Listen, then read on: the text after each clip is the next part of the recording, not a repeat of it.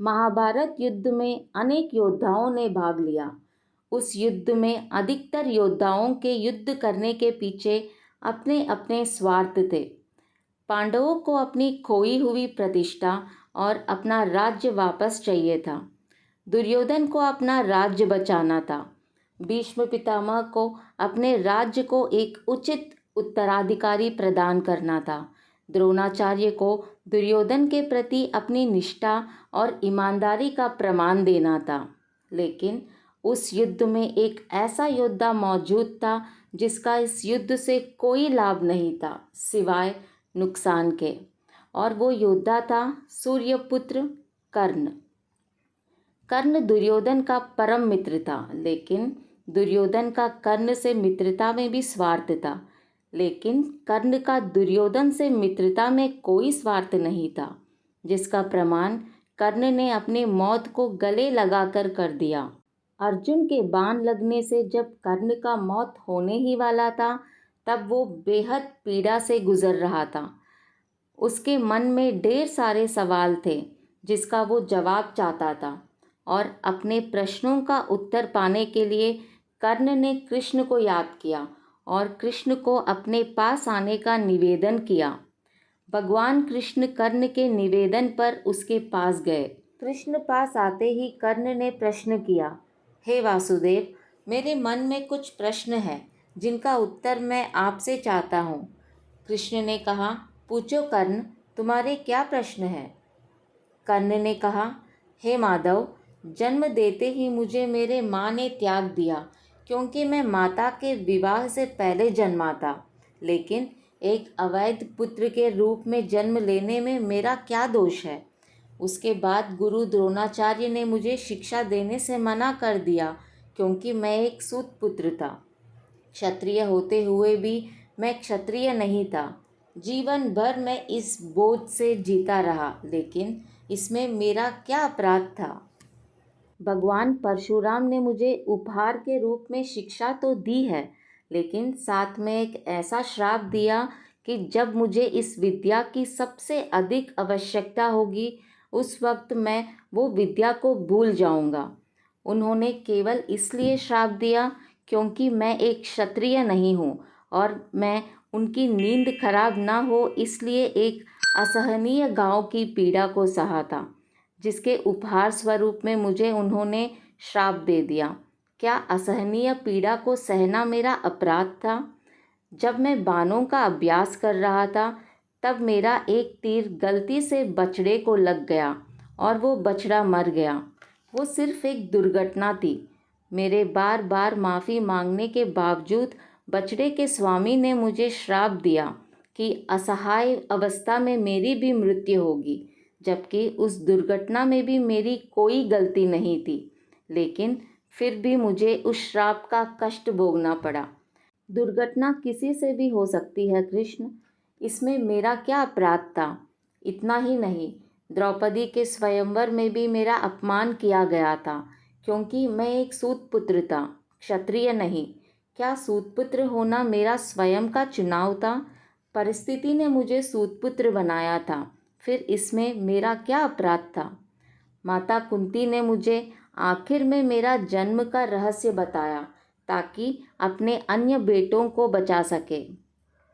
जो भी मुझे प्राप्त हुआ है वो दुर्योधन से ही प्राप्त हुआ है, तो अगर मैं उसकी तरफ से लड़ा तो मैं क्या गलत किया कृष्ण?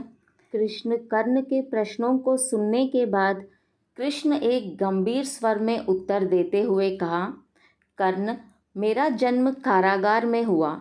जन्म से पहले ही कंस के रूप में मृत्यु मेरा प्रतीक्षा कर रही थी। जिस रात में मेरा जन्म हुआ, उसी रात को मुझे मेरे माता पिता से अलग कर दिया गया। कर्ण, तुम्हारा बचपन तो खड्ग, रथ, घोड़े, धनुष और बाणों के बीच उनकी ध्वनि सुनते हुए बीता, लेकिन मुझे ग्वाले की गौशाला मिली, गोबर मिला, और खड़ा होकर चल भी नहीं पाया। उसके पहले ही प्राणघातक हमले झेलने पड़े।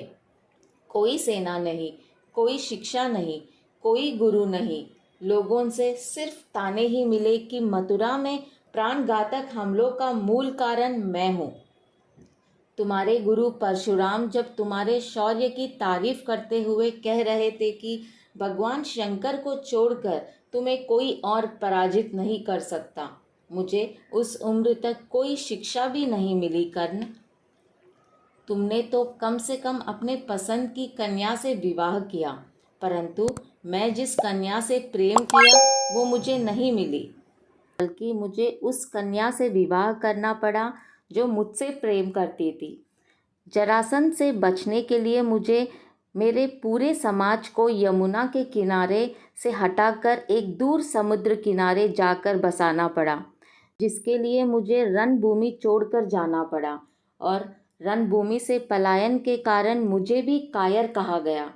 ज़रा विचार करो कर्ण, अगर दुर्योधन युद्ध जीतता है तो तुम्हें बहुत श्रेय मिलेगा, किंतु धर्मराज युधिष्ठिर अगर जीतेंगे तो मुझे क्या मिलेगा? मुझे सिर्फ युद्ध और युद्ध से निर्माण हुई समस्याओं के लिए दोष दिया जाएगा कर्ण।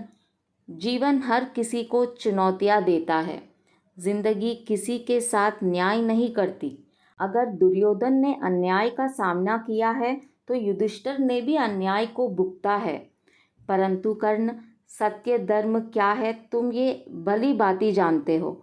कोई बात नहीं, अगर हमारे साथ कितना भी अपमान हुआ हो और जो हमारा अधिकार है वो हमें ना मिल पाए, तो महत्व इस बात का है कि तुम उस संकट की घड़ी में उस संकट का सामना कैसे करते हो। कर्ण, इस पूरी पृथ्वी पर कोई ऐसा व्यक्ति नहीं है जिसे ऐसा न लगता हो कि उसकी समस्या सामने वाले से बड़ी नहीं है। हर किसी को ऐसा लगता है कि उसकी समस्या की पोटली सामने वाले की समस्या की पोटली से बड़ी है, परंतु ये सत्य नहीं होता है कर्ण, क्योंकि हर किसी की समस्या अपने अपने स्थान पर बड़ी होती है। लेकिन इसका मतलब ये नहीं कि तुम गलत मार्ग पर चलकर अपने समस्याओं का समाधान ढूंढने लगो, क्योंकि हमारी प्रकृति किसी भी अधर्म के मार्ग पर चलने की अनुमति नहीं देती है। और अगर कोई अपने समस्याओं का समाधान पाने के लिए अधर्म के मार्ग पर चलेगा तो उसका हाल तुम्हारे ही जैसा होगा कर्ण।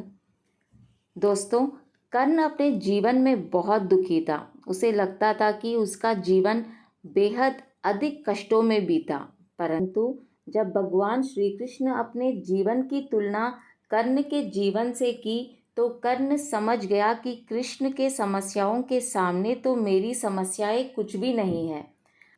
अंत समय में कर्ण कृष्ण का ये ज्ञान सुनकर बेहद तृप्त महसूस कर रहा था और बेहद शांत मन से कर्ण ने अपने शरीर को त्याग किया। कर्ण और श्री कृष्ण का इस अंतिम संवाद से हमें ये सीख मिलती है कि हर इंसान यही सोचता है कि उसकी परेशानी सबसे बड़ी है, उसकी ही किस्मत सबसे खराब है। लेकिन अगर हम दूसरों की समस्याओं को देखें और उन्हें ध्यान से सुने तो हमें हमारी समस्याएं छोटी लगने लगेगी, हम खुद को भाग्यशाली समझने लगेंगे।